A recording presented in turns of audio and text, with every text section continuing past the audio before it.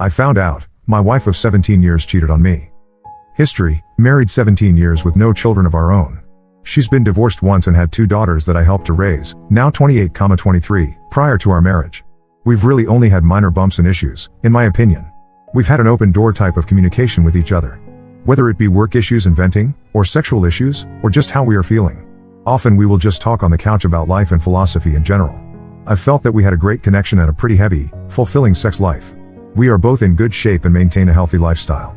I work in the medical field and due to things being what they are, have been putting in a decent amount of overtime over the past 5 months.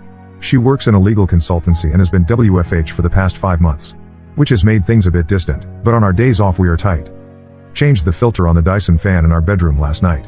Asked wife if I could use her phone to update the app, in order to reset the change filter alert. Mine was on the charger next to the front door. I noticed she had put on a pattern unlock, and, kinda wanted to ask her what that was about. As I was finding the app on her phone, a notification for Snapchat popped up. My stomach dropped immediately as I read the small tag. "I'll bring the special toy," it said. My brain understood the words, but my mind just stopped functioning. She asked what was the matter, after I guess several minutes of me just sitting and staring at the bedroom fan. My wife has an obligatory quarterly out-of-town meeting, that puts her 2 states away for 5 days every business quarter. I knew it was about this coming trip Monday. I've perused Reddit for years anonymously. I've read hundreds of stories that began like this and never once have I thought about it being me that would sit on my bedroom floor and be in such a cold, dumbfounded state. I recovered and said, "Oh, just getting info about the IP and router." That's how the fan communicates through the app. I have a Chromebook that she logged into Facebook yesterday. I took a week's vacation short notice. My supervisor is a cool chick and once I laid it out what I may have discovered and have to do. I'm going to need time off. I've been up all night reading her chats. She left to go to the office just now and I made sure the Google location history was on and find my phone was active. I'm so suspicious of everything she does now I can't look at myself in the mirror. She doesn't know I saw the message notification. I logged onto the messaging system that Verizon uses and have signed in under her number and name. There are at least 15,000 that date back to February of last year. Messages, memes, flirty pics and some X-rated ones too. She stopped texting him this way about 3 months ago. Didn't stop texting him, but stopped using the message app through Verizon. I'm guessing they switched to the Snapchat because it's discreet. I'm not on any social media in any way, shape or form. I am clueless. I just figured out that you can't log into Snapchat through Facebook. But, it just takes an email and password. And she has used this Chromebook to do that. Hell, she used it just 3 nights ago lying in bed next to me rubbing my back while I went to sleep. She messaged him and sexted him lying next to me. It's a younger man from work. He is married and has 3 young children. He and his wife have Facebook. I've met him twice. Shook his fucking hand. I'm at a complete loss again and have paced/wandered my house, that I custom built for her, for hours. I almost can't feel anything. What little that I am processing is just white hot rage. I logged on Snapchat and there it all was. I have called my best friend who has been divorced 3 times. Don't get me started on his partner picker. He recommended a vicious lawyer. I plan on recording/saving everything. There's pics of them fucking. I'm sure her phone or is his video. I desperately want this to be a bad dream. She's said terrible things about me. She's told him my insecurities. She's told him I love you. They have made no long-term plans, so this feels like a purely sexual relationship. It almost makes it better, but also makes it so much worse. Like she's literally throwing away our life for this. She knows cheating is an absolute deal breaker for me. Our usual routine on the day she leaves for her meetings is I take her to the airport and drop her off with a long goodbye. I can't even think about what I have to do now. My friend says print out the entire thing and see if I can recover things from Snapchat. From what I understand I can't, unless I have her phone. My plan is to see the lawyer today. I'm paying a ridiculous amount to jump in her appointment line. Get the ball rolling and hopefully have a plan of action from her. I really want to book a flight and follow my wife to the hotel she's staying at and catch her in the act. I have access to her hotel booking options and have put myself as a contact person, so I can get a room key without alerting her. I think I'm just going to log on to the messaging apps when I get into town and watch it happen in real time. If I could get the papers ready in time I'd hand them to her. Instead I'm just going to hand her the printouts. It's a 600-page PDF. His wife accepted my friend request. I am debating sending everything now. I am seething. I just don't want to lose any advantage. I'm going to fly there Monday afternoon, log in and see what they've talked about, get a room key to my wife's room and drop off the package in her room with my wedding ring. I'm going to sit in the bar and watch my phone blow up. I'm going to call the AP and tell him to meet me in the lobby/bar and to bring my wife down. Then tell him that a similar package has been sent certified mail to his home address to his wife. As well as a Facebook message that I plan on hitting send on as I tell him. It feels petty and weak. I want to rage and scream, but I'm helpless. This morning all I could do was give her a peck on the cheek goodbye. I really can't stand to look her in the eye. I somehow have to get through the weekend. I guess I'm asking, Is my spiteful, hate-fueled plan worth it? I just want to inflict pain at this point. I want to hurt her emotionally. I feel eviscerated, emasculated. I will not entertain an apology. This is the one act that is unforgivable. It takes so many steps to cheat on someone. They all can be stopped until the sin is complete. Then it is done. Should I just confront her tonight? Or catch her? I don't think I'll update. I'm truly thinking about never using social media again. And only being with a partner that has a similar outlook moving forward. ETA, I found the special toy. Keep in mind we have a chest full of adult fun devices. It was already in her carry-on. It's one of those remote control vibrators. The ones that can be controlled by an app. It looks expensive. I meet with the lawyer in 90 minutes. Update 1, I have no clue how to post an update. I'm just editing my post. I met with a lawyer. She was actually kind, and I dare say compassionate with me. She told me point blank that her job was to represent me in this fight for my future, and my job in all of this was to tell her the complete truth and not make her job harder. I went to Kinko's and printed the file out. Cost $534 for color, because I wanted to have the pictures pop. Shout out to Chris at Kinko's for not making a scene when the nudes started coming out. He asked what it was all about, so I told him. He was taken aback, but shook my hand and said sorry. I went home and crashed for about 3 hours and STBXW came home around 19:30, usual time. Lawyer said to forget any Hollywood confrontation in a hotel bar. That it would look pretty crazy and not becoming at all. So I'm sorry to all of those people that wanted the high drama.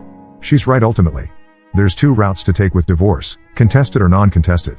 She said I would have to notify my STBXW that I have retained counsel, and in order to proceed my STBXW would have to either contest the divorce or we would go through mediation and file from there. So, she got home about 2 hours ago. I asked her if there was anything going on that she wanted to talk about. She said nothing other than the election. She then asked what was bothering me. I wanted to cry, but, truthfully I was cried out. I said I was curious as to why she had a remote control vibrator in her luggage. The look on her face was actually more telling than anything I've ever seen. She looked panicked, pale. She began to breathe faster, sweat. I asked why she would have something like that? Who had the code and the app to it? She stammered and the tears began. As I pulled out my 3 file folders worth of text exchanges, I asked if the AP's wife would have it. She cried and pleaded that she could explain. I said she had 5 minutes to do it. Of course she couldn't. I told her what my attorney told me to tell her. I also told her to leave. She screamed it was her house too. I calmly told her that may be, but I would be notifying everyone about her affair and betrayal. That even the girls will know. Or, she can leave now and find living arrangements for the time being. Hell, she'll be at her work conference for a week. She was speechless. I calmly pulled up Facebook and showed her the AP's wife. I said, do you want me to tell her or are you going to do it right now? Tears and moaning and pleading with I love you, and it wasn't supposed to go this far. Then my favorite, you can't do this. I said, well, it looks like I'm doing it, as I sent the AP's wife a message with the file of their escapades on it. I prefaced it with apologies and a brief explanation. I haven't heard back from her. I leafed through the stacks of paper and started reading random excerpts out loud to my STBXW. I just wish we could spend the day attached to each other. Just you inside of me. You feel so much more intense than any other woman I've ever been with. She is still sobbing and asking to talk about us. She says our marriage can withstand her mistake. I told her I would never forgive her, her word is shit, and that she threw away the last 17 years. I'm still entertaining the whole tell HR thing, and I'm going to tell everyone about her decision to end our marriage by cheating. Thank you to everyone who responded. I feel bad I couldn't respond to all the PMs and responses. I have a therapy appointment scheduled Tuesday. I kind of feel extremely elated, I'm shaking, and incredibly low right now. I kinda wanna die. The house is pretty quiet except for her crying and moaning. I told her to not come back after her trip. I'm currently sending friend requests and trying to get everyone on my page. I'm just going to send it to everyone that way. I'm going to wait until the morning to call the girls. I raised them from when they were 11 and 6. They are women now, 28 and 23. I don't know what to tell them, or how to handle them. Update 2. So, I have received nearly 1,000 requests for some type of update or information on what's going on in my pain and hate-filled life. For my new therapist, he said to go ahead and do it. It will help me recenter and focus. To those that kept saying that's not how SN app ch at WORKS, yes, you are correct, she had that running in the background, it was WhatsApp.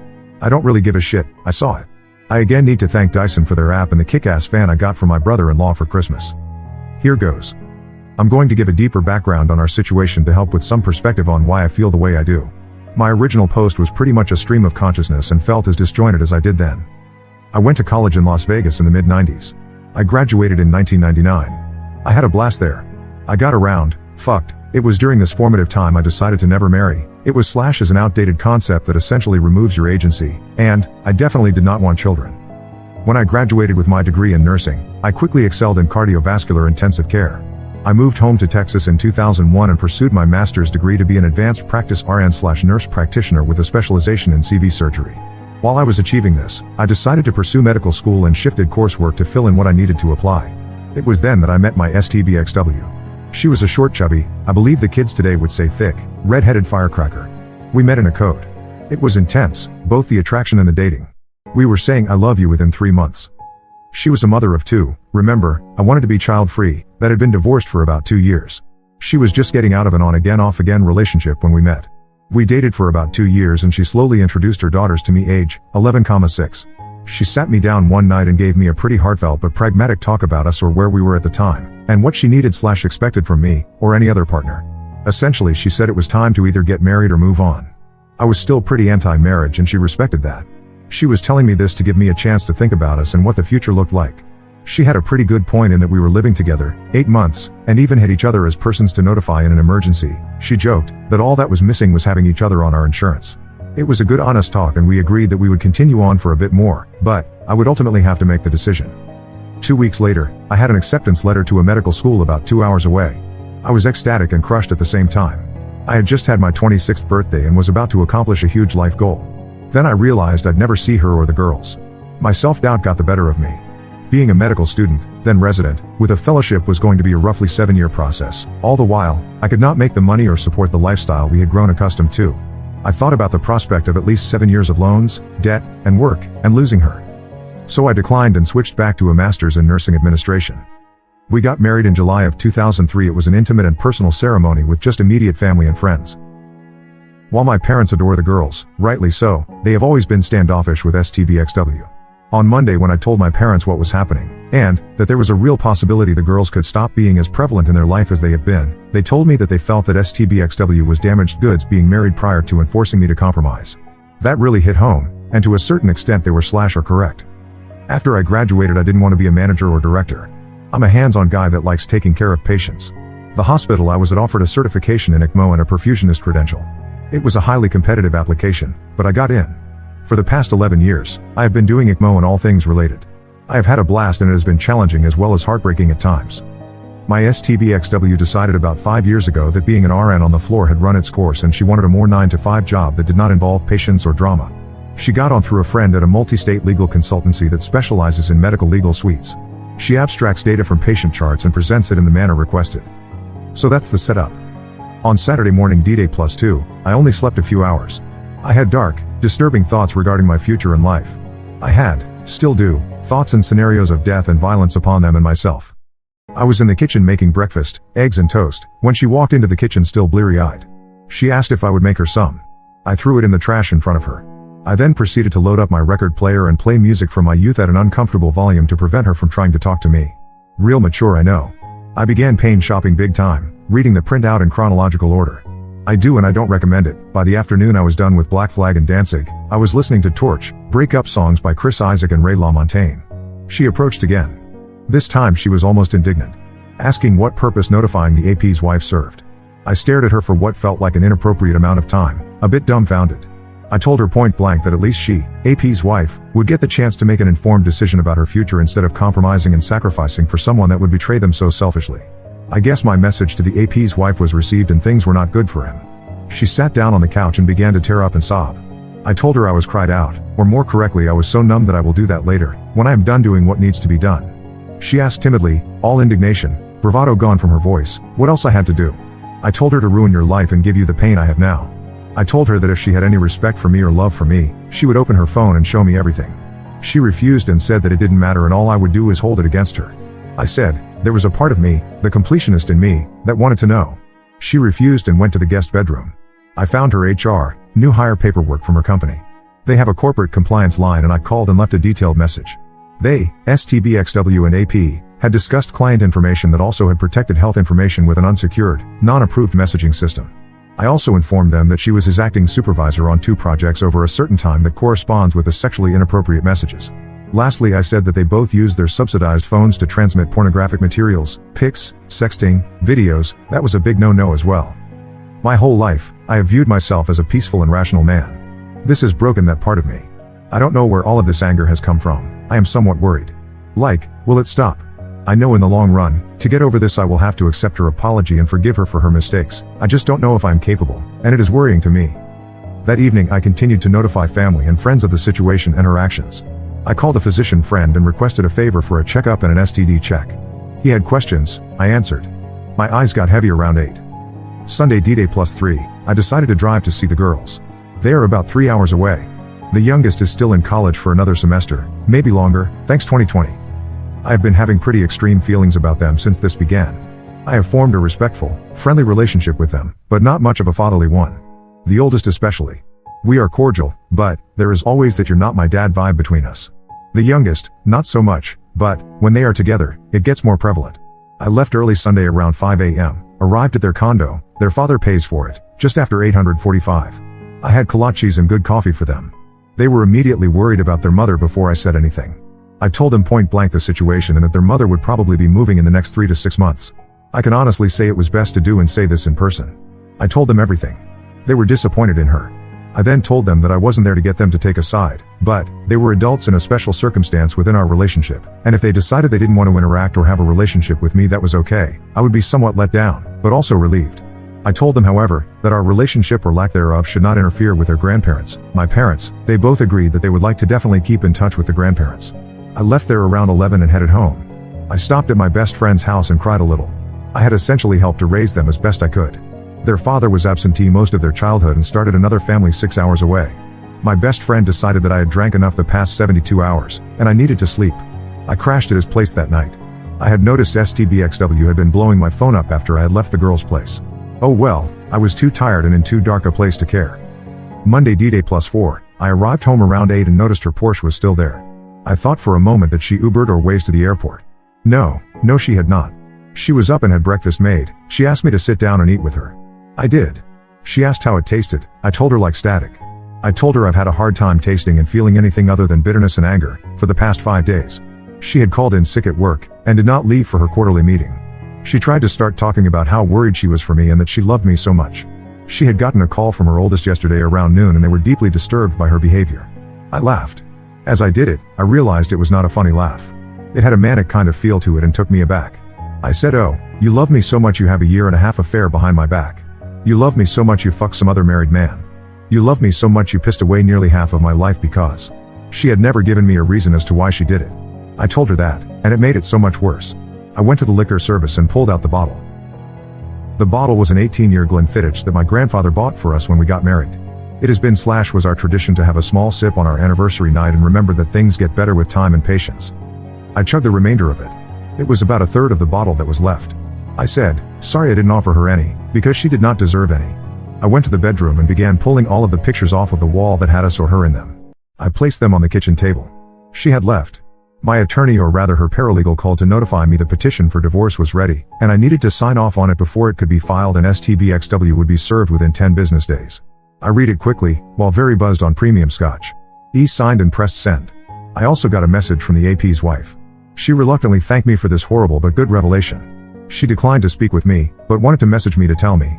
She found texts and videos with other women besides my STBXW. She kicked him out, and was going to an attorney soon. They live in California. He's fucked. I proceeded to listen to music and have a few more drinks. I fell asleep around 4 in the afternoon. I heard her come home around 10. She saw the pile of pictures and things that had at one time meant something to us. She began sobbing and asking me to talk to her. I only asked one question: why? She kept saying she didn't know. I called her vile things and said that she made so many decisions to get to just the first text. It was she that started it. I was pretty loose with my tongue due to being drunk. I laughed at her and started taking off my clothes and said, "You threw away this," pointing to my body. "I'm going to get shit for it, but I'm 6 feet 4 inches and weigh 200 hash. Up until last week I still jogged and lifted weights 4 times a week, for some pot-bellied needle-dick guy that wasn't going to do anything for her." I went to my room and had a shower. When I got out, she was in the bed naked. She had lit some candles and begged me to fuck her. I turned on my camera and told her to repeat what she said. I thank everyone who mentioned doing this, just in case, for whatever reason, my erection did not do a good job of convincing her that I didn't want to. So, I did it. I was not kind. I put her in uncomfortable positions and pounded her. I told her I wanted anal, and I wanted to hear her beg me for it. I recorded it all. I felt so many mixed emotions after. I love her, and I am indifferent to her. I hate her, and I think nothing of her. I want her and feel like I need her, but it hurts me to think of us anymore. We fell asleep together. I woke up kind of hungover and had a hard time looking at myself in the mirror. Tuesday D-Day +5. Therapy was a 2.5-hour session. Unbeknownst to me, she followed me there and wanted to know what I was doing. I told her I was getting some therapy for the emotional trauma I had after realizing I had thrown away most of my life on someone who couldn't even give me a reason as to why she would cheat on me. I was a little loud and teary-eyed. My soon-to-be new therapist saw most of the exchange. I called her horrible names and told her I wished her dead. Needless to say, my session was intense. He prescribed some sedatives for me and I had another shorter appointment scheduled on Thursday. We discussed my anger and betrayal, my emasculation, my fear of the future. I explained I am terrified of the unknown. Last week I felt like a complete man. I had a vision and goals. I also had a partner to deal with any issues and obstacles. Now, I am a ship without a rudder, or mast. I feel no sense of direction, or power, or means to get away from this. He started explaining the why that I wanted to know. It isn't a single question. It is a series of questions that is pretty interesting. I suppose you can apply it to any behavior that you want to explain the motivation behind it. He said instead I should calmly ask my STBXW, what within herself gave her permission to do this to me. There were several more to follow up with, but this is what stuck out the most. I told him about the sex. He recommended that I lay out explicit ground rules regarding our physical relationship. He ultimately recommended that I don't do it anymore. It would confuse and exacerbate things tremendously, unless reconciliation was my goal. I cried, I raged. I left exhausted. STBXW was still outside waiting for me. I walked past her and didn't respond to her questions and pleading. I got a call from the physician's office to get tested and went to that appointment. I told him the short version. He recommended to stop drinking and take the sedatives cautiously. I went home and proceeded to continue removing my things from the house and boxing them up. I have decided I would move out. I called work and requested a face-to-face meeting. The thought of working, or concentrating on legitimate life and death issues is not possible in my current state of mind. I drove to the administrative building at the hospital, met with the team and formally gave my 6 weeks resignation. I have such a niche, specialized job that 6 weeks is kind of a minimum courtesy. I put it succinctly that my STBXW's actions had caused a stressful home life, and I would be a detriment to patients, the team, and myself if I continued to remain in this area. I have decided to move away. Far away. I got home after picking up some groceries. It has been about a week since I have had more than a mouthful of food and have existed on liquor and not much else. I took both my therapist's and physician friend's advice and decided to make some food and stop drinking. She was home, sitting in the darkened living room drinking wine. She had organized the pictures and was looking through them. She had put on makeup and was wearing a date night dress. She had been crying a lot. Her makeup was in bad shape. She got up and tried to embrace me. I pushed her gently away and made a production of pulling out my phone and hitting record. She started crying again. She told me the AP's wife had called her and told her that he had had other women as well as her. She said that she was so much the fool and every derogatory name I had called her was right. She begged me to consider us. I said why bother, she didn't when she betrayed me. I told her I was sorry that her lies caught her out, but I felt that she was sorry she got caught, not remorseful for what she did to me. I told her I felt she was sorry that she was going to have to start over and that she was more upset about that than losing any love she had for me. I said that she abandoned her love for me or us 2 years ago when she decided to do this. I kept piling it on her. I informed her of my call to the corporate compliance line and the specific rules she broke. I didn't raise my voice or act angry. I was shaking a bit, but it was like everything was leaving me in a rush. I felt elated and so low at the same time. I felt empty when I was done. I put up the few groceries I had bought and made a small sandwich, then went to bed. She was there again. I pulled out my phone and told her with a recorder going what my therapist had talked about in regards to sex. Keep in mind in 17 years, I cannot recall a time when I've refused or declined sex from her. I asked her to leave and sleep in the guest bedroom. She refused. I said, fine, I would then. Wednesday D-Day +6, I woke up and she was curled up next to me. I removed myself and did some light exercises. I have been working on my resume and getting applications out. I might be working in Seattle by the end of the year. I love my parents and will miss being 20 minutes away from them, especially as they are becoming elderly. I can't stay in this city. The thought of running into her after this is over is not something I want to entertain. I want to be free, and have no reminders of my sense of loss and my lifetime of compromise. It was a pretty blah day and it rained off and on for most of it. I met up with my best friend and gave him a rundown over an early dinner. We decided not to drink. My attorney said that me moving away will not affect the outcome of the financials. I am going to live off my PTO until the end of October, and use my half of our liquid savings to relocate and settle. I feel empty and I am trying to laugh at his funny jokes, but it's an effort. I keep finding myself in a deep emptiness that has such a powerful pull. I have never thought about ending my own life, but for the past few days/nights I've had daydreams of what it would be like if I wasn't here. I am going to tell my therapist tomorrow. STBXW has been going to the library, I've been watching through Google, and reading relationship books. I have been reading Chump Lady. It is great stuff. She got a call from her work. I eavesdropped on a small portion of it, but I know she has a meeting tomorrow, despite her claiming to be sick. She was in bed again just like the past few nights. I am so conflicted. I just want to feel something, but I feel so little but hate and resentment for her, that the only sex I want is sadistic. I'll admit that during the abusive sex we had Monday I felt almost a runner's high, but there was a crash, and the next day I was angry at myself. I am doubting myself a small amount in regards to not wanting her back. I know she fucked up huge, but I don't know if I can forget it, or forgive it. I am a tangled mess. I told her the ground rules, with my phone recording, in regard to sex. I told her that it did not indicate reconciliation, or some covert signal that I wanted that. I told her this is probably hysterical bonding and not healthy. I told her that I was going to not be gentle nor care about her feelings or needs during it. She was teary-eyed, and nodded understanding. She quietly said that she deserved it. She then rolled over and got on all fours. Thursday D-Day +7. I woke up with her spooning me. I laid there for a while and heard her breathing change pattern. I could feel her looking at me. I asked with my back turned what her meeting was going to be about. She said it was an HR representative and it was probably going to be bad. I said yep. She asked what she could do to make us right or equal again. I said nothing. She offered an open marriage on my end. She would not persuade anyone, but I could. I chuckled. No. I don't trust her. She said that was fair. We had this conversation with my back to her. It was easier than looking at her. I get mad when I see her face. I asked what I did in this marriage that made her so unhappy she did this. She said I was beyond great. I chuckled again. Well, obviously that doesn't matter. She said it was an adventure, like she lived off of the rush. She didn't realize until it was way too late that if she got caught or if something went wrong everyone would be hurt. She said it was a huge relief and an unforgettable pain when I confronted her. I got up and made us breakfast. I went to my therapist and told him my plan with work and already had responses to my applications. I told him everything about STBXW and the sex. We discussed my suicidal thoughts and talked about the process involved with them. Again, he wasn't judging. He just wanted me to not get confused, or if I did not understand to stop and process. It was only a 1 hour, 55-minute session and I felt that weird calm again. Like nothing matters for now. Everything just is. When I got home she was sitting in the living room. She told me that she was fired for breach of protocol with client information and violation of the data security protocols. I said, well that's too bad. I exercised and made a nice dinner. She joined me. We didn't say much. While we were sitting in the living room she told me that AP had been fired as well. I said good. She told me she has had no contact with him in 5 days. I asked why not? They were both free now. She could fly out to her soulmate and have all the fun they wanted now. She said I was the only one she wanted. I said no, you had me all of me, and it still wasn't enough. I told her that in the nearly 20 years of work, and our relationship, I had been approached and hit on too many times to count. I managed to not fall in love or fuck anyone else. Now, I am so bitter and angry because of the compromises I made. She asked what compromises. I told her. My wanting to go to medical school, but decided to get married and be stable. My not wanting children, but, because they were a part of her, I accepted them and compromised. I said I made those compromises for our love. But, obviously I had misplaced my trust and love in her. I told her that if I could go back in time, I would tell 26-year-old me to pass her up. She asked again what she could do to bring us back together. I told her that I will not ever compromise for her again and that means we really can't have a healthy relationship. I told her I would never love her again, and that at best, I would treat her like a sex toy. Otherwise, she wouldn't factor into my plans or thoughts. I told her it was just a week ago. She was the first person I thought of when I woke up, and the last person I thought about when I went to sleep.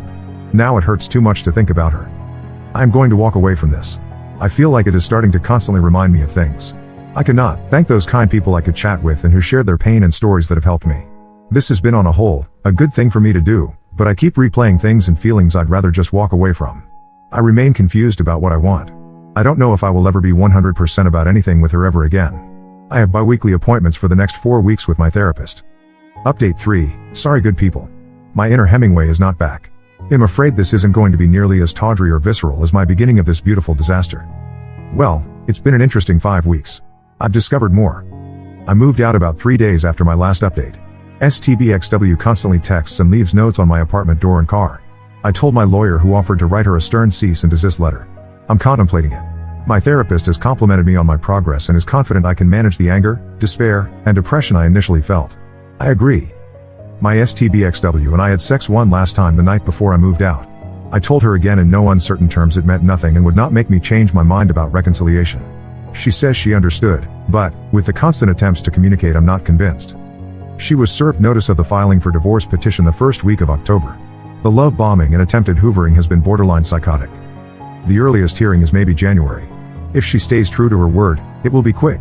If she wants to fight, fine. She got another job about a week after she was fired. It goes to show you it's who you know. Anyway, I'm good. I've acknowledged her shortcomings as a person and as a spouse. I told her I'd never forgive her. I merely accept it happened and live my life from there. I had 2 unexpected surprises over the last 3 weeks. My stepdaughters came to visit me. I told them point blank that if their mother put them up that they didn't need to do it. My oldest insisted. It turns out they had had a lengthy discussion with their mother regarding this sordid affair, and our relationship came up for discussion. My oldest stepdaughter had always carried a huge chip on her shoulder when it came to me. Well, she apologized for that. It turns out that her assumptions about me were incorrect. When I was introduced to them my STBXW and I had been dating for about 4 months, there was definitely overlap with the on/off guy, and before we dated my STBXW had been in an on/off relationship with a man my stepdaughters hadn't met. My STBXW's first husband had cheated on her, and she tried to reconcile. They did for about a year, then she decided to have a revenge affair. On again off again guy. Well, my stepdaughters thought I was that guy. Their father spent most of their lives shit-talking their mother for cheating but also never disclosed that he had cheated as well to them. So long story short, my oldest stepdaughter apologized and asked for forgiveness due to all the issues she caused. That was a fucked up weekend. Again showing the effects of infidelity and dishonesty. I wish to address the accusatory statements about the sex my STBXW has requested while I was making preparations to leave. My STBXW has always been into BDSM. I was not all that into it. The whole point of it was that I did not provide aftercare for her. Hell, I took classes and attended workshops on being a dom. I did it to make her happy. I am done making her happy. She lost that privilege. She lost my respect as well, something that is pretty much the death of a marriage. Surprise 2 was a long-time coworker. She works in another department. I've decided to stay as a PRN worker, as needed/part-time. Well, needless to say it's been interesting. She found out about my pending divorce and all the gossip in the hospital. I've taken to wearing my wedding ring on a chain now.